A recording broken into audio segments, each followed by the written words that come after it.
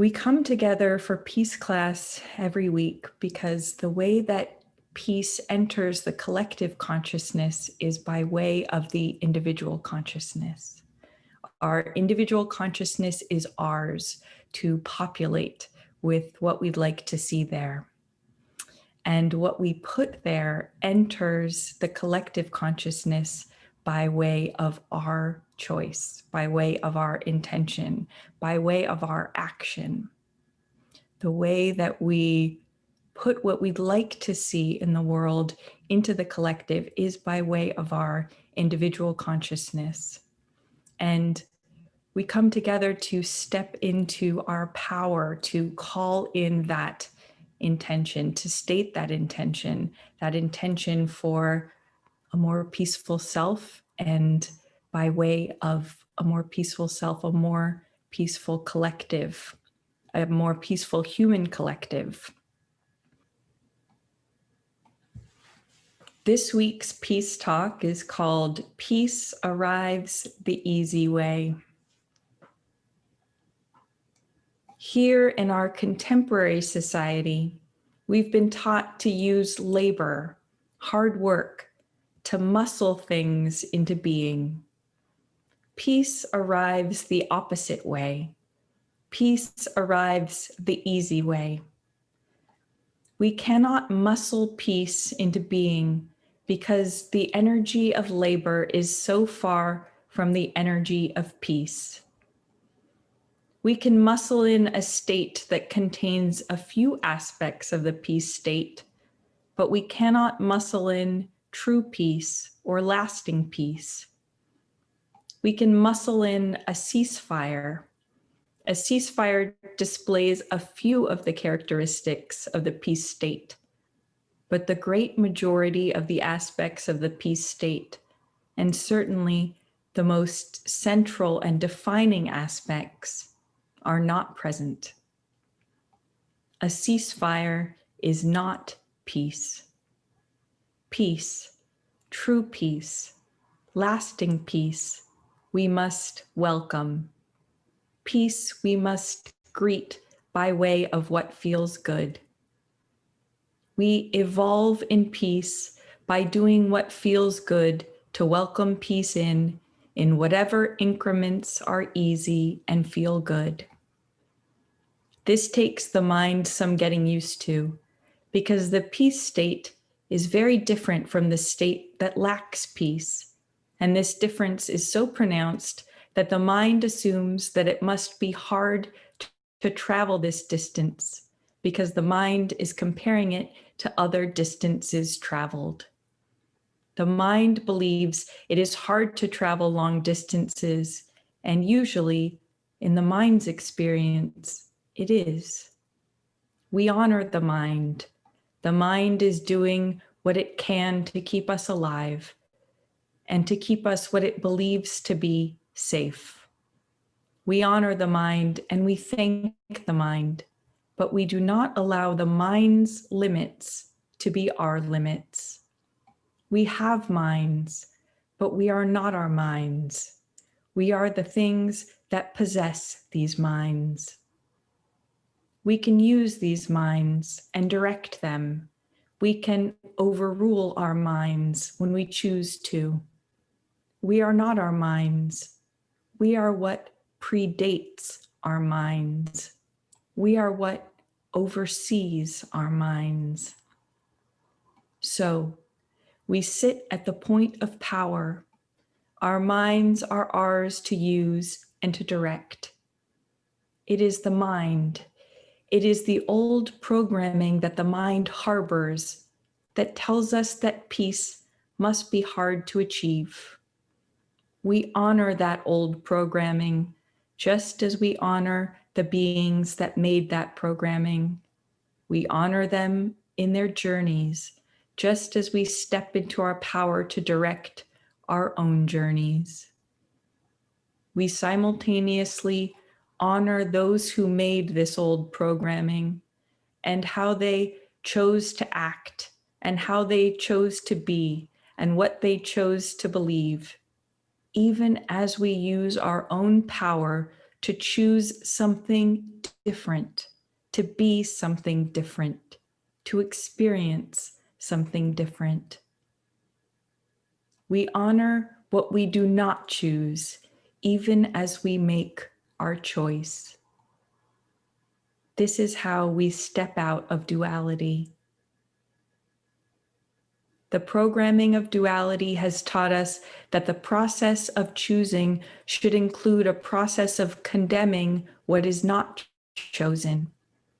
When we step out of that programming, we step into the possibility of connecting with the mind of oneness, which is adjacent to the peace mind. Stepping out of duality for those who choose it is very powerful and direct doorway to peace. That said, it is one that few people will choose first. Most will choose another doorway. Another doorway will feel easier to walk through first. Then later on, the doorway of stepping out of duality will present itself again. Perhaps then it will be the easiest doorway. For many, it will be one of the last doorways chosen. But that's why each person directs this process for herself. This is a self-made process. There are many doorways to peace. And by doorways to peace, I mean methods by which a person may choose to increase the amount of peace within her own consciousness. Why are there so many doorways, so many options? Because we advance in our peacefulness the easy way. And the way that is easiest for one may not be the way that is easiest for another. There are many doorways to peace because this variety allows one to discover that a certain doorway, a certain method of connecting with peace is particularly easy for them. Many doorways means many opportunities for ease. Any doorway to peace is equally holy. If you choose the project of advancing your peacefulness, you stand before the various doorways to peace, the various available methods of peacening the self, and feel which one is easiest for you to walk through. No one can do that process for you. This is your process to direct if you feel called to the project of advancing your peace. And things will evolve. Once you have welcomed in a little bit of additional peace by way of a process that feels easy to you, extending a moment of peace is a very easy process for many. Another process, another doorway will begin to seem very easy. And you might find yourself interested in experimenting with that new process. It might sound fun to you. You might find yourself curious about it. You might find yourself daydreaming about trying it. Peace arrives the easy way, by way of interest, by way of curiosity, by way of celebration, by way of honoring. Let your curiosity, let your interest lead you. Let it indicate some method to you. One door is not more holy than the next. There are no extra points for difficulty here. There is one point, and let me give it to you. I honor you for your great bravery in coming into this precise human body, this precise human life. You made that bold, brave move, and here you are doing your best. I honor you profoundly and completely. All else is your opportunity, and I honor you in whatever you choose to do with it.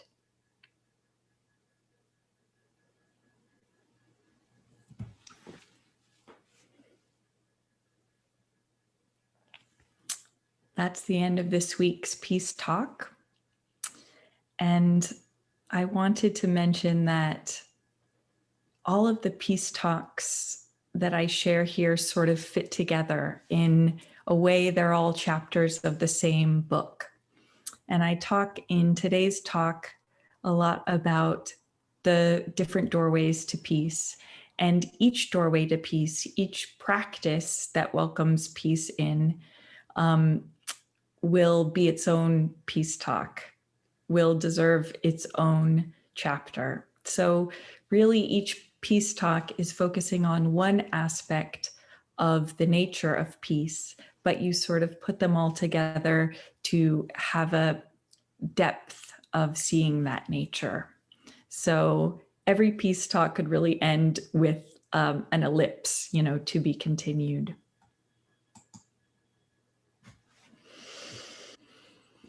And now we'll move into our journaling practice for this week. So in the peace talk, I talked about different doorways to peace, different methods by which we can welcome more peace into our lives.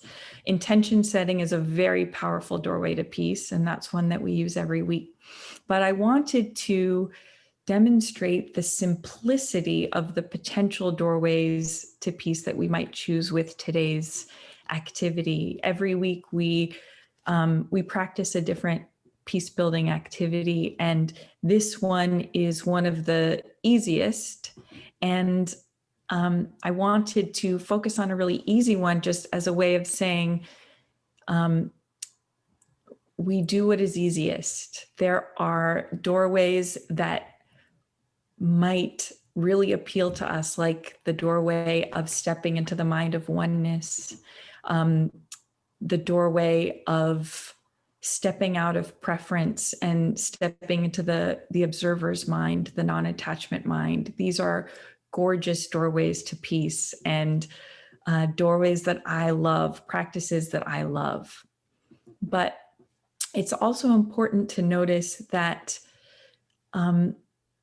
we don't have to choose every doorway to peace. Peace building is not something that needs to be practiced perfectly or completely. We can choose a doorway to peace. It can be very easy, and we can not choose all the other doorways. We can choose to stay in the mind of duality. We can choose to have strong preference. And we can still practice a very simple peace building process like the one that we're going to do today. And we can still powerfully and magnetically build peace in our own experience and in the collective. Peace is not something that needs to be practiced fully or completely or perfectly. There are no small increments of peace, and there are no peace practices that are more valuable than any other. Your peace is yours. Your practice is yours. Every doorway to peace is equally holy. So our quite simple doorway that we'll practice today in our journaling practice, one that I love to use on a day when I just want to do something really easy, is writing about something that you love and why you love it. And when we do this process, we choose something that we can love easily without condition. So it's best to choose a thing or a state and not a person, even though there are many people that we love, but people tend to bring up complicated emotions. And so it's often easiest for us to plug into a state of truly unconditional love and appreciation when we are dealing with things that aren't human beings. So some examples, something that we love, like the feeling of being at the beach, or tulips, or going dancing with friends. Notice that rather than saying one friend in particular, it's just sort of the idea of dancing with friends. By making it a little bit more general, we're able to plug more fully into the energy of the unconditional. Cleaning out your drawers, or the feeling of just organizing something or cleaning something. cooking the food that we like, walking through forests. These are just some examples. So we'll just pick something that we love and we'll just journal about why we love it. So pick one thing and just go deeper and deeper and deeper into why you love it, how it makes you feel. Go as deep as you want. And Peace Class meets every Wednesday night at 6. Feel free to invite friends to forward the links. Anyone is welcome to join us for Peace Class. You're welcome to come to Peace Class whether or not you've signed up. You can always just click on the link that someone forwarded to you and drop in. If you feel shy about coming to Peace Class, you can always come and just keep your video camera off and just observe if you want to see what it feels like. We're always grateful to have you. Peace Class is free and all are welcome.